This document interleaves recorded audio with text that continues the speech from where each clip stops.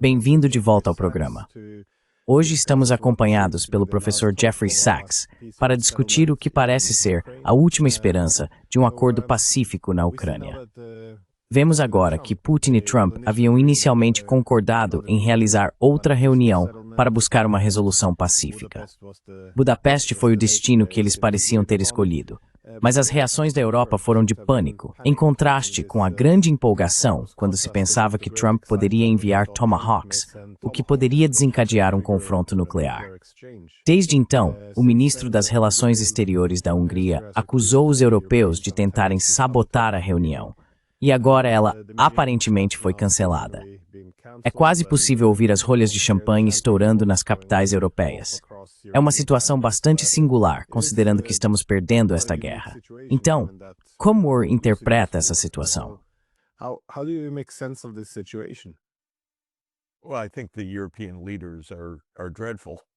Bem, eu acho que os líderes europeus são terríveis e estão fracassando.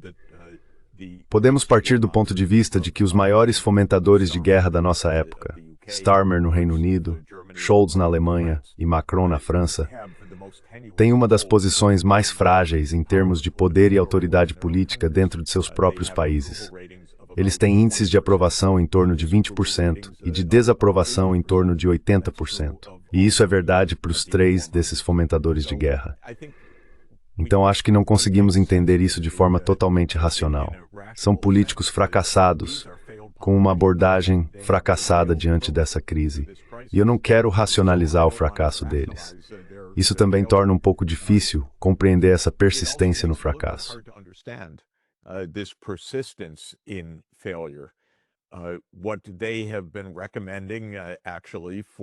O que eles vêm recomendando há mais de 3 anos, desde que Rússia e Ucrânia quase chegaram a um acordo negociado em abril de 2022, é a continuação de uma guerra que não traz soluções para nenhum de seus próprios objetivos. A Europa está em uma crise econômica crescente.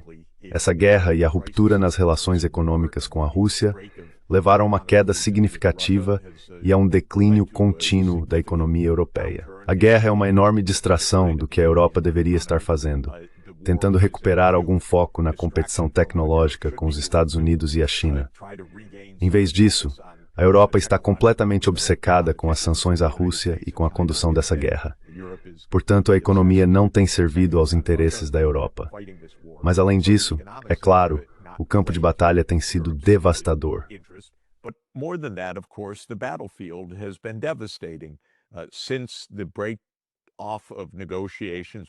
Desde o colapso das negociações entre a Rússia e a Ucrânia em abril de 2022, a Ucrânia perdeu território e bem mais de 1 milhão, segundo algumas estimativas, cerca de 2 milhões de pessoas, entre mortos e gravemente feridos por causa desta guerra. A demografia dos que fogem da Ucrânia é evidente e devastadora. A Ucrânia já não consegue manter as luzes acesas em todo o país. Então, o que está sendo alcançado com essa insistência contínua em uma vitória sobre a Rússia? De que a Ucrânia recuperará todo o seu território, de que a Rússia pagará reparações, de que os ativos russos serão confiscados, de que a Rússia será permanentemente responsabilizada, de que a OTAN se expandirá para incluir a Ucrânia. Em outras palavras, todas as ideias delirantes impossíveis de serem implementadas continuam até hoje sendo a visão desses líderes europeus. E o público não aceita nada disso, porque nada disso funciona, nada disso faz sentido. Então você me pergunta por quê?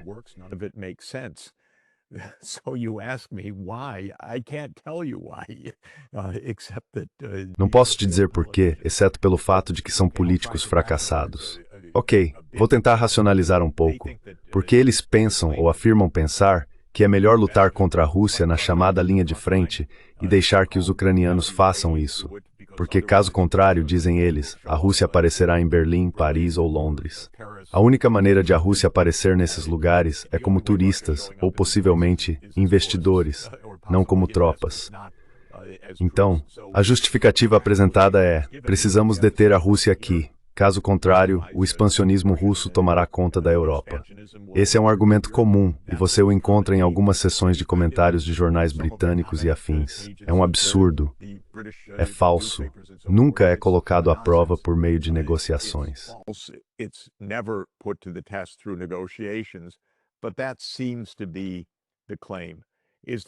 Mas isso parece ser a alegação. Existe alguma força oculta de lucro com a guerra envolvida nisso? Na verdade, não acho que sim, que isso seja algo fundamental. Alguém poderia ter dito, há 3 anos, que a Europa estava apenas respondendo à pressão dos Estados Unidos, e isso parecia uma forma viável de entender o belicismo europeu. Mas com Trump tentando encerrar a guerra de uma forma ou de outra, o extremismo europeu contínuo em relação à guerra não pode ser explicado pela pressão dos Estados Unidos. Então acho que isso é ilusório. E é claro, há mais um fator a mencionar. Os vizinhos de fronteira da Rússia, os estados bálticos e a Polônia, são, por razões históricas que talvez se possa compreender, embora eu não concorde com elas, ferozmente russofóbicos.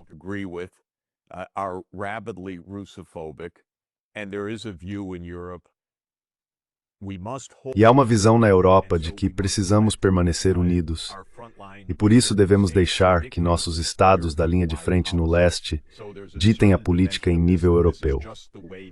Então há uma certa dimensão nisso, de que essa é simplesmente a forma como a própria Europa está se mantendo unida, permitindo que as vozes mais russofóbicas falem. Como mais se poderia explicar que a Europa tem entregue sua política externa a uma vice-presidente, uma alta representante da Europa vinda da Estônia, que é do amanhecer ao anoitecer, vulgarmente russofóbica, eu diria, e completamente antitética à diplomacia. Claro, estou falando de Kaja Kallas. Portanto, não há uma boa justificativa para a posição europeia.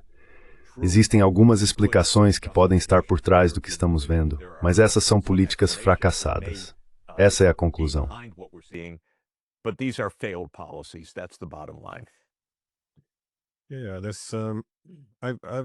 Sim, eu também pensei sobre isso. Se os europeus se afastassem da posição anti-Rússia como elemento unificador e começassem a caminhar em direção à paz, acho que surgiriam muitas linhas de divisão. Eles poderiam acabar causando muitas divisões. Mas dito isso, considerando que a guerra está sendo perdida e que qualquer acordo amanhã será pior do que hoje, quanto mais adiarem a paz, pior será para os europeus, na minha opinião. E também, todos os argumentos de que estamos fazendo isso pelos ucranianos, de que estamos ajudando eles.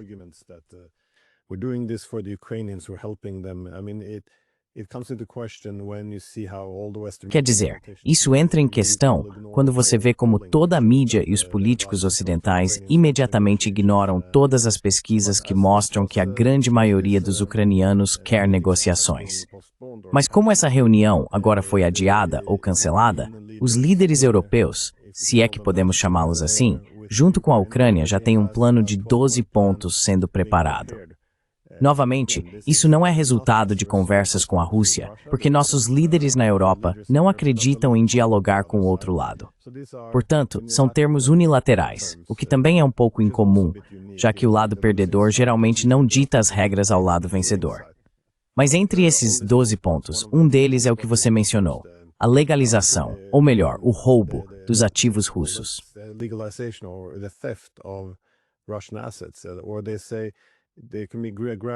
Ou dizem que pode haver uma retirada gradual das sanções se a Rússia concordar em permitir que os ativos que confiscamos sejam usados para a reconstrução.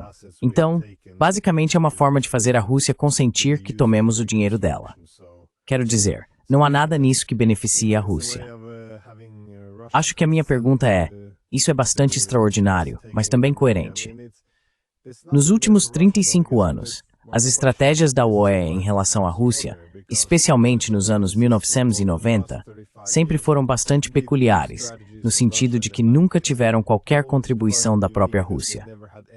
Como é possível continuar firmando esses acordos ou propostas sem qualquer referência às preocupações de segurança russas, sem nada sobre a expansão da OTAN ou a neutralidade da Ucrânia?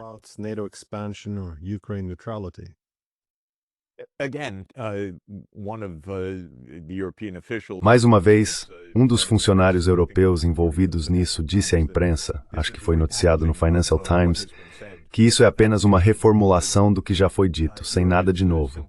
A Europa está simplesmente perseverando, apenas repetindo os mesmos pontos.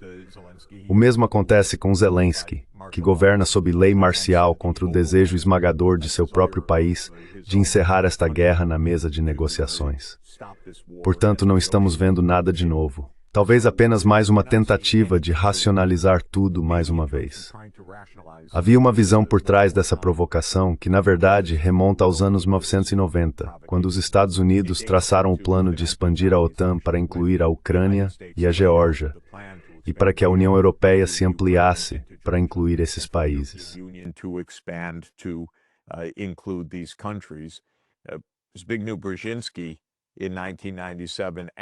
Zbigniew Brzezinski, em 1997, analisou qual seria a resposta da Rússia.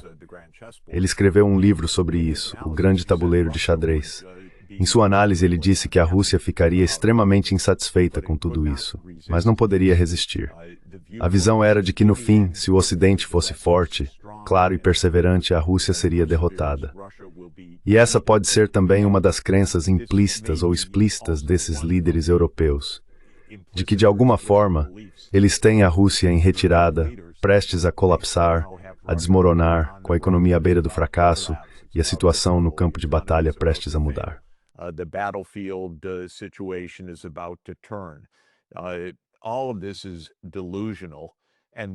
Tudo isso é delirante. Uma das ilusões lá em 1997 de Brzezinski é bastante interessante porque é muito explícita. Ele era um analista, então registrou seus pensamentos, suposições e previsões. Ele disse que a Rússia não teria alternativa, porque nunca se voltaria para a China, por exemplo. Uma aliança Rússia-China, segundo ele, estava fora de questão. E também afirmou que ninguém no Ocidente seria tão estúpido a ponto de permitir que isso acontecesse. Mas aqui está a Rússia basicamente adotando o ponto de vista de que não depende de seguir os ditames europeus.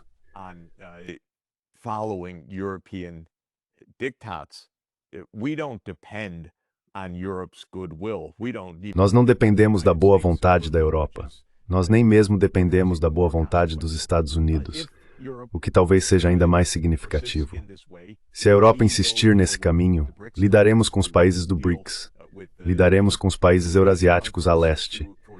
A China é nosso principal parceiro econômico. Comercializamos com a Índia. Entre os dois, isso representa 37% da população mundial. Somos um membro líder do BRICS, que representa quase 50% da população mundial e mais de 40% do PIB global. Não precisamos que a União Europeia concorde conosco.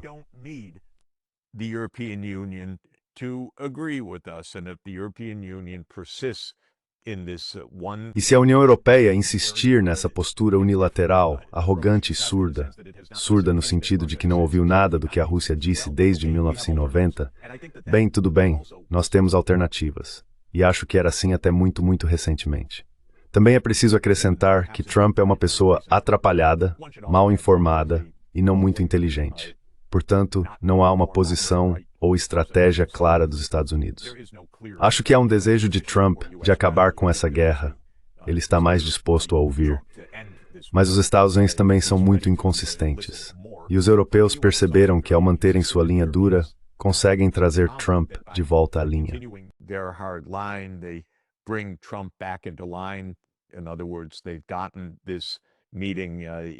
Em outras palavras, eles acabaram de ter essa reunião em Budapeste cancelada. Acho que é um efeito europeu que influenciou a Casa Branca. Trump não é forte o suficiente, nem lúcido bastante, nem estratégico bastante para liderar, então ele reage muito às pressões europeias. E talvez os europeus pensem, vamos continuar com isso. Afinal, são os ucranianos que estão morrendo. Eventualmente, a Rússia vai desmoronar sob o peso de tudo isso. Isso está errado. É profundamente cínico. Vai contra o que as próprias populações deles querem, é contra o que o povo ucraniano quer. Mas afinal, quanta confiança você tem em Starmer, Scholz e Macron? Os próprios compatriotas deles os desprezam. Esse é o ponto.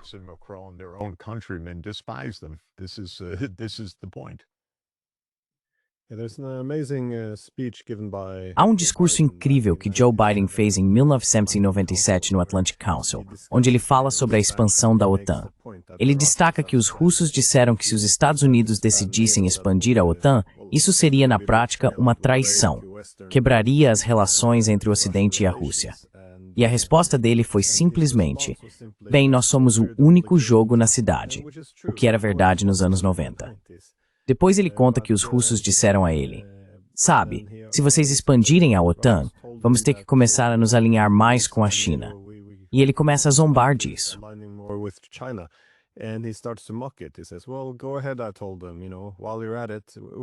Ele diz, bem, vá em frente, eu lhes disse. Sabe, já que estão nisso, por que não cooperam mais com o Irã?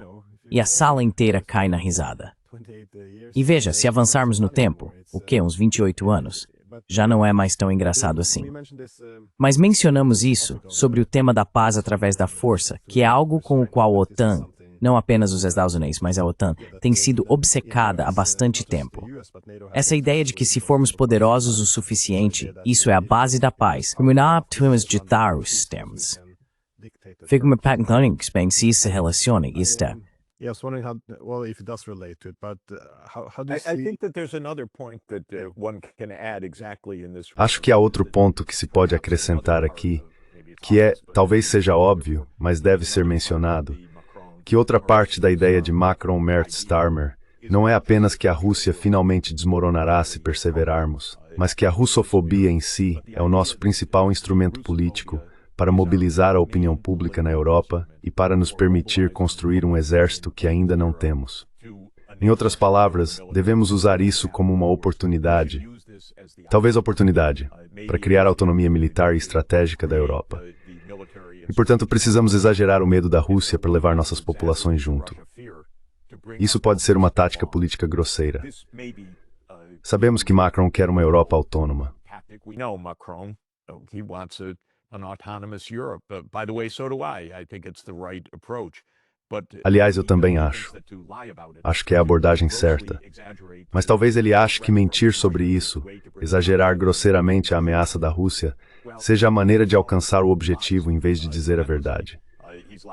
Bem, Macron mente incessantemente. Ele mentiu para mim, porque me disse em particular que sim, a OTAN foi a razão dessa guerra e depois disse exatamente o oposto em público. Esse tipo de política pode funcionar por um tempo, mas sua taxa de aprovação é a mais baixa de todas. Por algumas medidas, cerca de 13% de aprovação.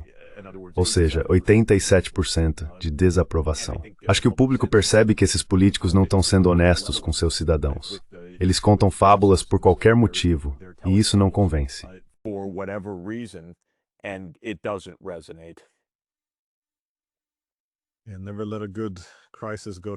Nunca desperdice uma boa crise. Minha última pergunta é sobre o formato do acordo de paz, porque agora é amplamente reconhecido que se trata de uma guerra por procuração entre a OTAN e a Rússia, travada com ucranianos. De Boris Johnson a Marco Rubio, todos a definiram dessa forma. Recentemente, Trump chegou a dizer que Zelensky lhe apresentou alguns planos para uma ofensiva que eles querem lançar, e ele está considerando se deve ou não aprová-la. Então, sabe, meio que já passamos da fase da pretensão aqui.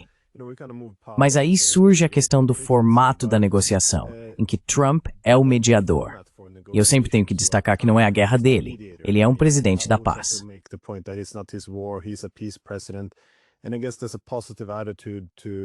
E eu acho que existe uma espécie de atitude positiva ou uma persona para incentivar, mesmo que seja profundamente falha. Mas por quanto tempo esse formato pode continuar, afinal? Ou seja, fingir que isso não é uma guerra da OTAN. Porque se você não diagnosticar corretamente, como pode resolver? Ainda não ouço nenhuma menção a interromper a expansão da OTAN ou restaurar a neutralidade da Ucrânia. Exatamente. E é preciso reconhecer que a OTAN é, bem, quero dizer, nós realmente iniciamos ou provocamos a guerra em 2014. Então, por quanto tempo isso pode continuar? Em algum momento, Trump também terá que se sentar à mesa, não como mediador.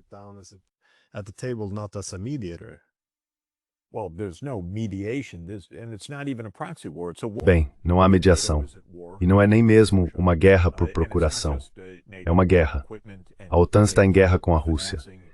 E não se trata apenas de equipamentos da OTAN, financiamento da OTAN, inteligência da OTAN e alvos da OTAN. São também pessoal da OTAN, porque com frequência há americanos e europeus mortos sendo enviados de volta. Sabemos que há pessoal da OTAN na Ucrânia. É inevitável com esses sistemas de armas. Isso não é algo administrado apenas pelos ucranianos. Isso é perfeitamente conhecido. Portanto, isso é uma guerra por procuração. É verdade que a maioria das mortes são de ucranianos. E é isso que torna tudo tão conveniente do ponto de vista dos belicistas nos Estados Unidos e na Europa. Warmongers in the United States and Europe, but this is a direct war and a very dangerous war. Mas esta é uma guerra direta e uma guerra muito perigosa, porque é uma guerra entre duas potências nucleares, os Estados Unidos e a Rússia. E quando Trump fala desse jeito, dizendo sim, talvez tenhamos os Tomahawks, ou talvez consideremos uma nova ofensiva, isso é uma guerra entre os Estados Unidos e a Rússia. Se a Rússia tivesse alguma nação caribenha lançando mísseis contra os Estados Unidos, as coisas não estariam tão calmas nos Estados Unidos. Mas o que os Estados Unidos fazem em relação à Rússia é absolutamente extraordinário e profundamente perigoso. Então, por quanto tempo isso pode continuar? Bem, pode continuar matando ucranianos em números muito grandes, pode escalar para algo absolutamente horrível.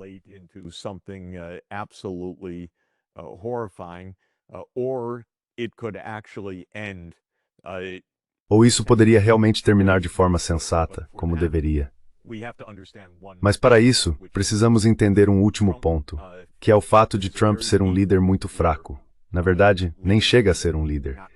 Ele cai facilmente na armadilha da bajulação, o que faz parte do chamado Plano Europeu. Colocar Trump como presidente de algum conselho de paz, como se ele mesmo se colocasse em Gaza. É quase como uma história em quadrinhos. Mas isso também é bajulação europeia. O secretário-geral da OTAN chamando Trump de papai. Este é o mundo que realmente possui armas nucleares, ou é uma tirinha de terror? Essa é a situação.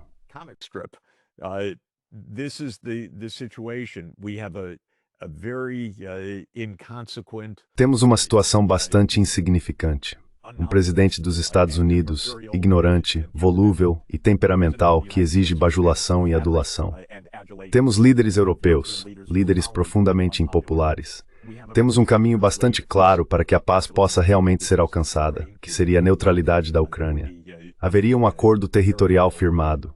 Com base na neutralidade, haveria uma região desmilitarizada para que Ucrânia, Europa e Rússia estivessem todas seguras umas das outras. E essa seria a base para a paz, fundamentada na segurança indivisível.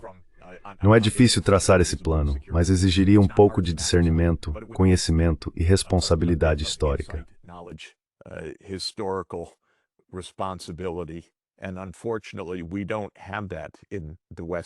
Infelizmente, não temos isso nos países ocidentais neste momento, em lugar nenhum.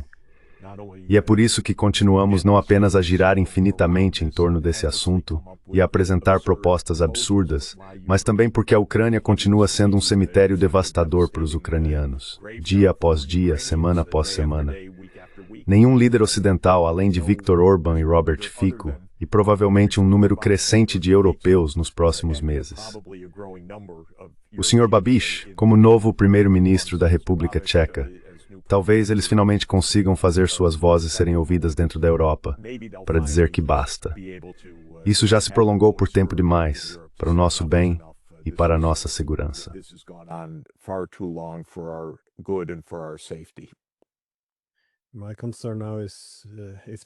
Minha preocupação agora é que se essa janela de oportunidade para um acordo pacífico se fechar, parece que a única alternativa passa a ser uma guerra direta. Porque vemos agora, há apenas alguns dias, o FSB, o Serviço de Inteligência Russo, divulgar um relatório dizendo que foram os britânicos os responsáveis pelo ataque ao seu sistema de dissuasão nuclear. Também vemos, de forma muito aberta, que países ocidentais estão envolvidos nos ataques às refinarias russas. E claro, com os Tomahawks, não houve mais disfarce. Foi reconhecido que eram operados por americanos. Portanto, não uma arma ucraniana, mas um ataque americano à Rússia. Parece que estamos chegando muito perto de uma guerra direta em grande escala.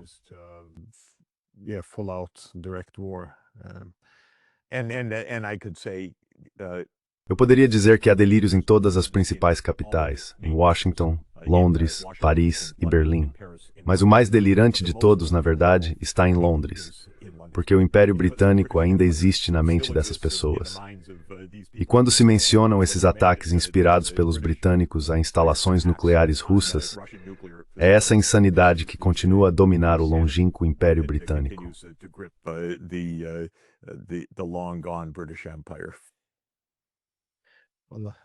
Bem, eu sei que você tem um grande dia pela frente no Vaticano, então muito obrigado por dedicar um tempo. E sim, tenha um ótimo dia. Obrigado. Ótimo te ver. Obrigado.